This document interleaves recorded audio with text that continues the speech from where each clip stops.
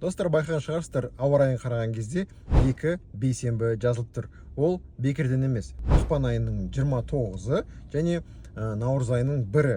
Яғни бұл түнде, түнгі сағат 12-де біз сағатты 1 сағат артқа жылжытамыз. Мысалы, түнгі сағат 12 болса, сіз оны түнгі сағат 11-ге келтіресіздер. Бұл жаңадан қабылдаған заң.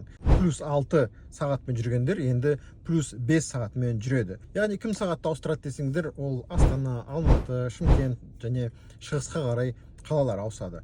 Ал Қызылордадан жаңағындай батысқа қарай олар ауыспайды. Яғни Қызылорда облысы, Маңғыстау облысы деген сияқты батыс қалалар ауыспайды. Ал енді қай гаджеттер ауысады десеңіздер, механикалық түрде ауысатын, яғни қолмен кімде механикалық сағат немесе ілініп тұрған механикалық сағаттар болса, оны қолмен ауыстырасыздар. Ал кімде смартфон немесе смарт сағаттар болса, олар өздері автоматты